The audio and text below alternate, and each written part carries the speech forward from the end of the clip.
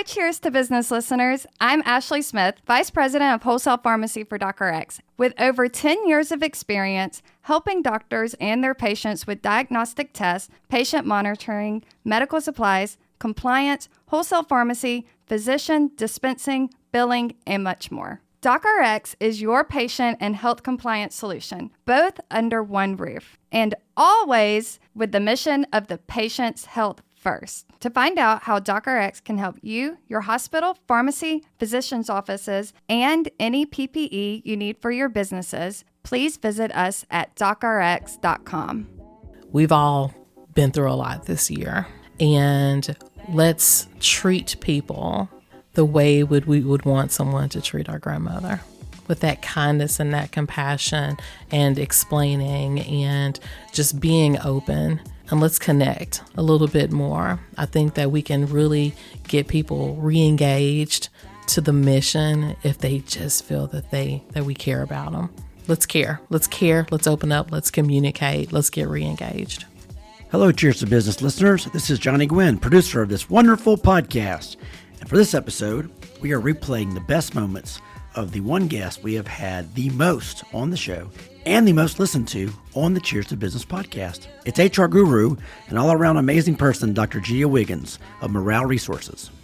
Enjoy the wisdom and immense fun from the best of Gia Wiggins. Hey, I'm Karen. I'm a former CPA, entrepreneur, business consultant with big ideas. Welcome to Cheers to Business. Gia Wiggins, thank you so much for coming on the show. Thank you for having me as always. This is my home. Gia Wiggins, my HR, human resources, guru. The crowd goes wild. Sister, I love you so much. We were separated from birth, I think. From the moment I met you, we have this connection. I don't think Karen's going to tell us all the details about us really being sisters, but I'm pretty sure you're exactly right. I think you are. I'm just Mama Bear. That's right. Oftentimes, a lot of people in business assume human resource and payroll, while they're cousins, they're really two separate things, but they do work so closely together, and I think that's why our relationship works.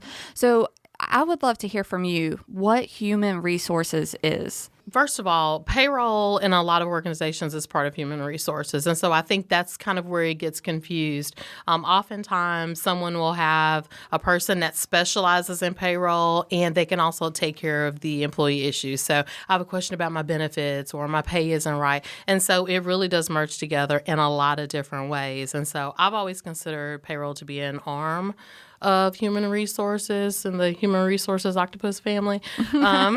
All of it. Yes, but there's 7 others. Yes, well, there are 7 others. But human resources as a whole is just, we take care of people, whatever that may mean. And so we are the ones that are in charge of the safekeeping of human capital.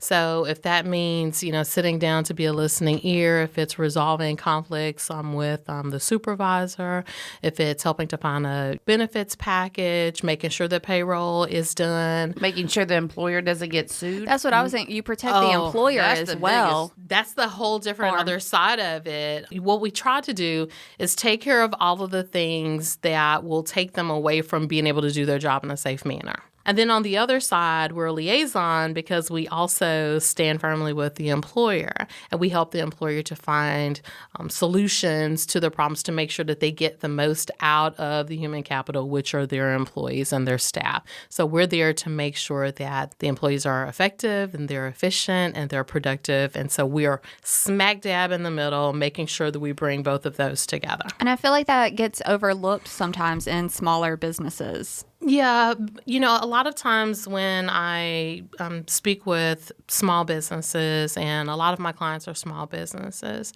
they say, well, I just don't think I have enough people to have, someone that's dedicated to human resources. And I said, well, that's fine. You don't have to have a dedicated human resources person, but you better make sure that your staff is trained enough to be able to deal with these issues, because just because you don't have a human resources department, it does not prevent you from being sued or having to deal with some of the issues that the larger organizations have to deal with. And so that's what I do.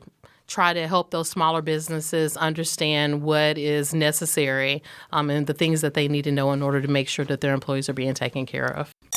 really want to touch on keeping morale and engagement, because that is kind of, as a small business owner, you get busy and you're just go, go, go. And you forget, let's be honest, you forget about birthdays and Yes. or all that important stuff, anniversary dates, the thank yous that you're so grateful, but you forget or you get busy. So go. Engagement is part of my life. One of the things when we started my business that we decided to do was to have an engagement division.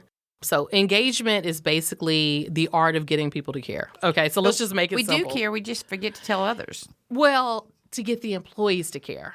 To care, how is Payroll Vault doing? Are we going to, be Franchise of the Year again? How do I get the people who are not getting those accolades from corporate, how do I get them to care as much as I care? That's what engagement is, is getting them to care more about, well, is my paycheck coming on Friday at 9 o'clock? And, you better not say anything to me because I'm working hard and I'm missing my baby's, field trip today. What is it that you can do? So one of the things that I wanted to do with my company was to have an arm that just specifically spoke about engagement. Okay, so what is it that I can provide to the community and to the business community at large that is a little bit different to get people riled up? And so what I did was I brought in the exact same thing I've been doing at companies for years. And anybody who's ever worked with me as a human resources manager can tell you, I celebrate. I believe that we should celebrate the small stuff. I do a presentation about employee engagement, and I talk about the hated birthday cake that comes in once a month for every single person. And you've got people in the organization who are on keto who don't really eat cake, and I'm diabetic and I can't really have all that frosting, but it doesn't matter, damn it. We're going to have this cake and we're going to enjoy it. And why aren't people coming to the luncheon and having the cake? And why aren't they eating these cold cuts? And, it's a great indicator about how engaged the workforce is when you start seeing that people aren't starting to show up to this thing you're having to celebrate To eat the them. birthday cake? Yeah. So what people want is, I want to know that you're not checking the box. Are you just checking the box to say that you're not the most horrible boss in the history of the world? Or are you doing something because you actually care about me? So one of the things that we do in my engagement program, for example, is at an organization, everybody takes this survey and we find out all their favorite things. It's 50 questions on this survey. Like teachers do. Right. And then once a month on their, not once a month, but on their birthday or on their anniversary, they get something that is just specialized for them. There's nothing in there that is not something that is very important to them. Maybe a bottle of Chardonnay and some good dark chocolate and a gift card to go to Tamara's or to go to a spa. I mean, it could be all types of things, but it's all about just teaching people to take a moment out of their day and to learn what motivates the person that's next to you, because everybody doesn't like the public recognition. I remember one time, at the last company that I worked for, they wanted to do something where they had the person's picture on the big screens all over the facility. Well, some people don't want their picture all over. They don't want you to post on Facebook, happy birthday, Tammy, 35's never looked so good. They don't want that. You know what I did? And it was 2 weeks ago. It was Amanda's birthday. And so they went and got some kind of little cake. And don't even ask what made me do this, right? So I go to my office and I said, I always screw up their birthdays. I always forget. They're on my calendar, but I get busy. So I went and got $100 bill and I held it up in front of everybody. And I said, for this year only, on everyone's birthday, they get a $100 bill. I'm working for you tomorrow. I did. And so I gave it to her. And Dawn pipes up and goes, mine was on the 12th. You missed my birthday. I did. So you know what? No, this is a true story. Yeah. I went to my office. I got another $100 bill and I brought it to here. Mm-hmm. Well, Gina had been on the phone. She came in and she said, what are everybody laughing about? Mm-hmm. Kieran's giving everybody a $100 bill on their birthday. Mine was the 19th. I went back to my office, got another $100 bill. You can only start that on the first of the year. Because I was out of $100 bills, too. Right. So, you're going to have so many resumes emailed to Oh, my you. God, yes. It's at KarenSimmons.com.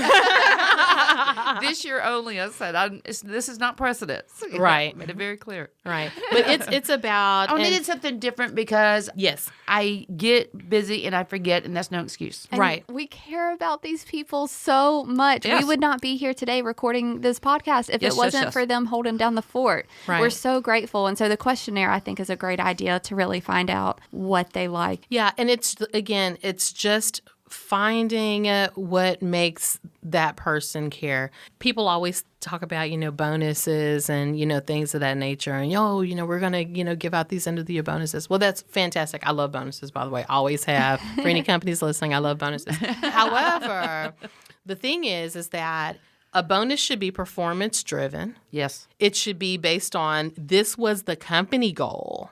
This was your individual goal. This is what we did against that goal. It should be communicated in advance. If you do this and we do this, then you get this. It should never be a surprise. Very clear. Very clear. Where they know in October that you're not gonna get your bonuses because of where we are. It should always be very transparent. However, when you're looking at giving someone an increase, it has to be a smart increase. You will never be able to pay somebody what they think they're worth. It's impossible. They've not printed enough money to pay what I think that I'm worth to do certain things.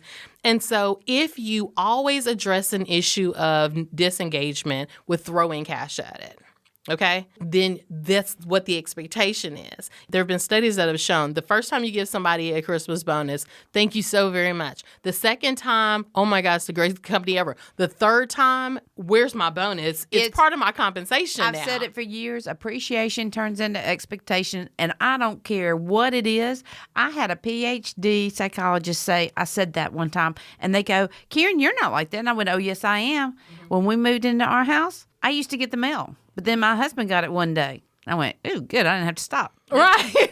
So the next day he did it again. And I went, ooh, good. I didn't have to stop. The third day I went, I ain't getting it. He's going to get it. He's got it. Everybody does it. It's human nature. And so the powerful punch that it gave you the first time and the second year, by the third year, now nobody's doing Christmas shopping until they get their bonus because they're expecting it to come. It's What if you don't pay it out? National Lampoon's Vacation Christmas. Yes.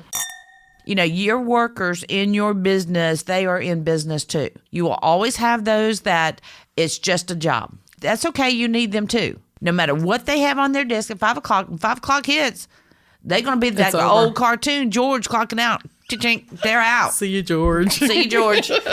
But they'll be there at 8 o'clock the next morning. You have to have those people too. And that was a really valuable lesson for me.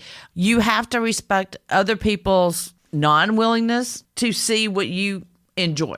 And oftentimes it's just that they're not engaged. I think that we're missing a huge opportunity, especially as, small business owners sometimes and micromanagers and managers who hadn't been trained the proper way. We think that we give the workers marching orders, okay?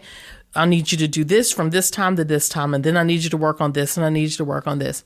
We never tell them why.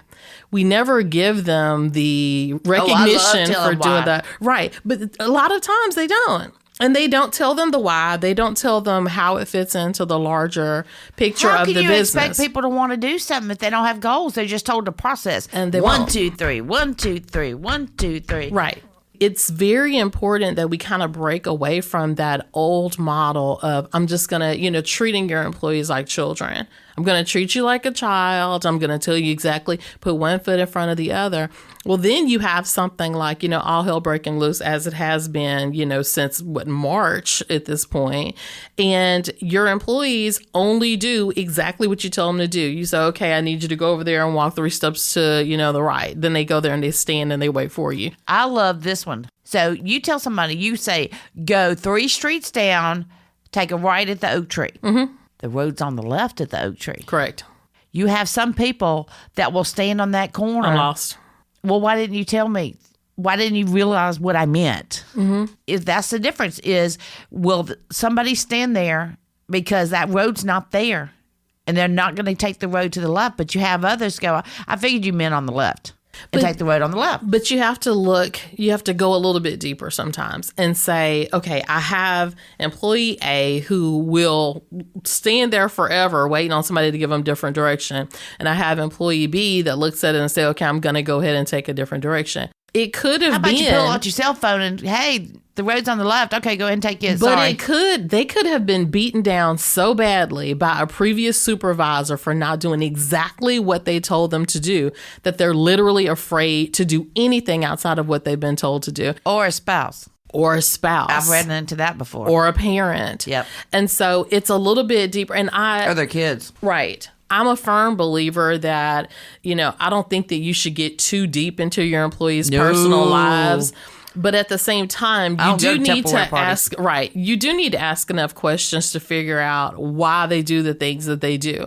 Having conversations that are not just, I'm going to write you up because you didn't do this, but hey, you were working on this project and I noticed that you did that. Can you just kind of walk me through your mindset? What were you thinking? Right. I like that. I like to ask that. What were you thinking that you did it that way? Because I can modify the behavior if I know why you did it. Mm-hmm. I need can to modify. know the why. I need to know why just as much as you need to know why. Maybe you need additional training. Maybe you need additional supervisor. Maybe the supervisor that you have has beat you down so badly that you're afraid to do anything. Companies can be so much more productive if they have people that feel empowered to do the things within their scope of work. And if they make a mistake, it's not world ending because I made one simple mistake. And so as we are trying to figure out how to move past what we're doing now, okay, and as we're trying to move past 2020 and try to figure out what we're supposed to do to pick ourselves back up, and to move forward, I think it's important for managers to understand that you've got to look at your behavior, look at yourself in the mirror and say, am I being the type of leader that's allowing my people to bring innovation and fresh ideas? And if they see something that's a stale way of doing something, do they feel empowered enough to say, hey, why are we doing it this way? All right. So tactical things that people can do when life ain't so jolly. I've given this topic a lot of thought over the past couple of months. I'm watching the struggles of people. I watch struggles, within, my own organization and, trying to change course and try to figure out who I am now. My identity has changed a little bit, from 2019 to who I am in 2020. In 2020, I've discovered I'm a lot stronger than I thought I was. I'm a lot more pliable than I thought I was. But the things that I thought that I valued in the past and the things that, we all, I think, took for granted were kind of ripped from underneath us, and we've had to change course. And so in thinking about 2020 and its lessons, the conversation that I've had really often, if we do not get those lessons and if we're not changing course and looking at the things that we need to really hold dear and the things that we need to do to make sure that we are giving our best selves to the community, to each other, to our neighbors, to our friends, to our customers, we're doomed to repeat this again in 2021. I mean, if you keep doing the same thing, you get the same results? The exact same, and maybe worse results. You got to get your guide rod. Yes. Everybody needs a guide rod. It's in the oh shit box you got in the closet underneath two other boxes. Yeah. Yeah, get your oh shit box and get your guide rod out. Stick it right up your ass and stand tall. It forces you, if you think about it forces you to sit up straight, look forward ahead, and deal with what you got to deal with. Absolutely. I think that it's important that, everybody within the sound of our voice today, they understand that we can't go back. One of my students, she made this wonderful comment. It was a podcast assignment. Sometimes they listen to some of the podcasts. They'll listen to this one probably. Hey, y'all. Hey, y'all. I love my students. But she listened to the podcast, and I think I gave a little bit more about my background. And she made the comment that she and her husband were listening to that podcast. And she thought, after I finish with my bachelor's program, I want to be more like you. And I thought, after I, almost wept, by those sweet words, I responded back immediately. And I was like, yeah, you don't want this path. This path has been riddled with pain and toil and uncertainty and failure, some really high points. Some really low. Some really low points. The high points are celebrated so hard because the low points have been, right before them and right after them. And I shared with her, I said, I've got to do a better job of sharing that windy road. Yes. And as someone is giving me feedback, if it's a student, if it's a company CEO that I'm working with, if it's my children, probably my 13-year-old is, out in the lobby right now reading a book, God bless her heart. The patience that is needed to be able to accept when someone tells you that they're not getting it the first time. I need you to explain it to me a different way. Mom, when you told me you wanted me to do that, I didn't understand, exactly what you wanted me to do and the whys. It is not disrespectful to ask me why I want you to do a certain thing or why you should do it a certain way. Or if you need me to go into a little bit more detail, we've got to, as leaders, as business owners, as parents, as spouses, we've got to figure out a way to not take everything that seems to be a question as a personal affront and an attack on who we are as an individual. You not understanding exactly what I meant does not make me a horrible communicator. It could be. I could be a horrible communicator. It just means that you need a little bit more. I share all the time with business owners, stop writing people up before you get their point of view. If somebody makes a mistake, and I think I've shared with you before, the thing that I always find absolutely hilarious is that if you go into any organization and you look at the person who writes people up the absolute most, if you write them up, they're going to be in the fetal position for at least 2 weeks. Cannot believe somebody had the, audacity to correct their behavior, but you can't make a mistake in this person's presence because they'll write you up. Let's take a minute and ask questions and say, tell me what happened. Okay, I know what didn't get done. I know what they said about you, but tell me exactly what happened so we can work through it. And then I ask, okay, you want to fire this person? You want to write this person up? Did you train them sufficiently? Do you absolutely know they've been trained to do this work? If a person has done something, you're like, we've talked about it time and time again. I was like, yeah, but when you talked about it, did you say it to their face, or was that something that you were gossiping about to other managers about how horrible the employee was? Or did you have the conversation where you asked them in not an obvious or patronizing way to repeat what you said? Right. Have the conversations, tell them the whys, and then say, all right, what are you taking away from this? Absolutely. Because then you'll know. Clear communication. I mentioned to somebody last week, we were talking about employee reviews. I said, I like to do them annually. And sometimes I like to have them grade themselves, and Always. I grade them. Self-grade is so because important. then they may think they're the bomb at something, man. They think that's their biggest strength, and you think it's their weakness. Right. You have to have those conversations to be on the same fair playing field. Always. All right. So what we've learned today that we can take out into our work, whether you're the owner or the team member, is that communicating and stopping, explaining the whys. And even sometimes if people say stuff, don't assume that you know what they're talking about if you don't. Ask them to say it a different way. Sometimes, whether you take a step to the left or to the right, you got sometimes to look at it from a different perspective and understand the why. I think you're exactly right. It's important that we all understand that we've all been through a lot this year. And let's treat people the way we would want someone to treat our grandmother, with that kindness and that compassion and explaining and just being open.